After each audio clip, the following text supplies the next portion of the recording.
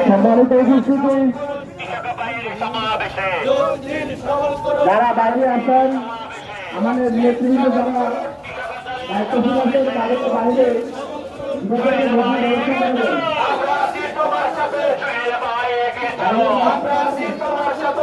আমরা